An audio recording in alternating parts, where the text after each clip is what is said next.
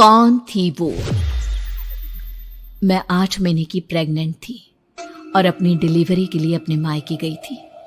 माँ ने मुझे फोन पर बताया, घर के पीछे की तरफ जो खाली जमीन थी ना, वहां पर एक नया कमरा बनवा लिया है।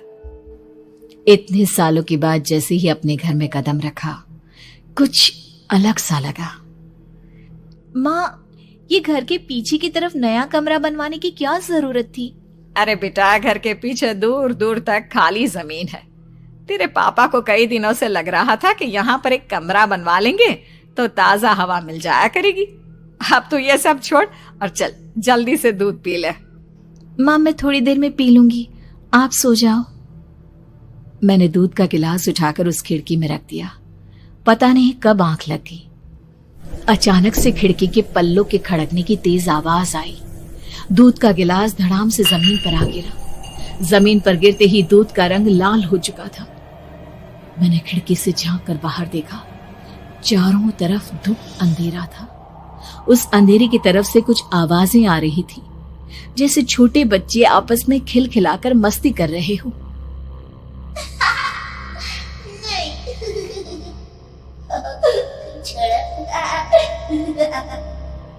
इतनी रात को इतने घनघोर अंधेरे में बच्चों की आवाज कैसे आ रही है? घड़ी में वक्त देखा तो ठीक 12 बजे थे। देखकर मैं सन्न रह गई। बुरी आत्माओं और भूतों की कई कहानियां मैं सुन चुकी थी। वक्त भी कुछ ऐसा ही था। ऊपर से मैं प्रेग्नेंट। सुना था कि ऐसे वक्त में अक्सर बुरी आत्माएं औरतों का पीछा करती है, तो क्या मेरे पीछे भी? पसीने से तरबतर बड़ी मुश्किल से, जैसे कांपते हाथों से मैंने उस खिड़की को बंद किया। जल्दी से जल्दी उस कमरे से बाहर निकलकर माँ के पास जाने के बारे में सोचा, लेकिन जैसे ही दरवाजे की तरफ पलटी, लगा कोई साया हवा की स्पीड से दरवाजे के सामने से गुजर गया। मेरे गले में अटक कर रह गई। मैं जोर से चीख कर माँ को बुलाना चाहती थी, लेकिन वो आवाज खुद मेरे कानों तक नहीं पहुंच पा रही थी। तो माँ तक कैसे पहुंचती? खिड़की के पल्ले एक बार फिर तेज हवा के झोंके से धड़ाम करके खुल गया और पूरी ताकत से मैं चीख पड़ी। जानती थी मेरी चीख की आवाज सुनकर कुछ ही सेकंड में माँ वहां पहुंच जाएगी, लेकिन ऐसा कुछ हुआ ही नहीं। मेरा कलेजा डर के मारे फटा जा रहा था। आखिर माँ ने मेरी आवाज क्यों नहीं सुनी? इतनी गहरी नींद में तो माँ कभी नहीं सोती। ठीक पीछे खुली हुई वो खिड़की। मुझ में इतनी ताकत नहीं बची थी कि मैं पलटकर उस तरफ देख भी सकूं।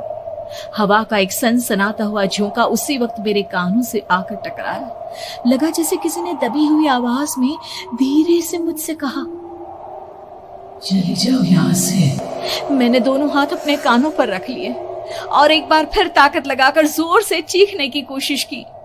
माँ! पापा! मेरी आवाज उस कमरे की दीवारों से टकराकर वापस मुझे ही सुनाई दे रही थी। जितनी ताकत के साथ मैंने चीखने की कोशिश की थी, कुछ ही देर बाद उससे कहीं ज्यादा तेज और दर्दनाक चीख मुझे सुनाई देने लगी।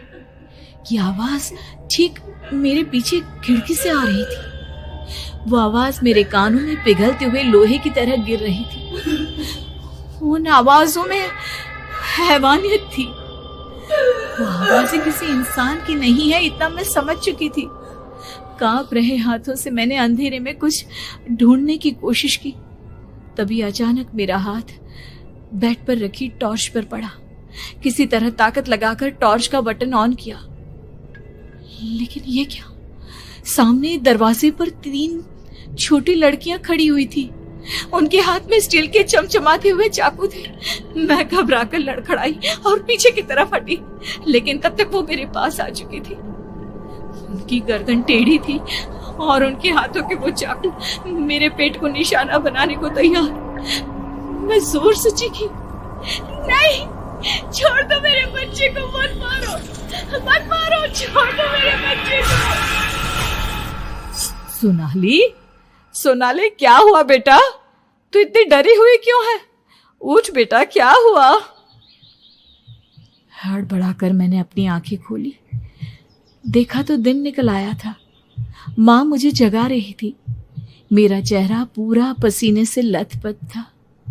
क्या हुआ बेटा, तुमने कोई बुरा सपना देखा क्या? मैं अभी तक अपने पूरे होश में नहीं थी। वो मेरे बच्चे को मार देगी माँ। वो लड़की मेरे बच्चे को। मैंने घबराकर अपने पेट को छुआ। सब कुछ ठीक था। और वो दूध जो रात को यहाँ पर गिर गया था, उसका रंग लाल हो गया था। माँ ने हंसते हुए दूध का गिलास मुझे दिखाया। तुमने दूध पिया ही नहीं, पूरा का पूरा ऐसे ही रखा हुआ है। तुमसे कहा था ना सोनाली, सेहत के लिए लापरवाही ठीक नहीं बेटा। लेकिन मैंने तो सब कुछ अपनी खुली आंखों से देखा था। ये सपना कैसे हो सकता है?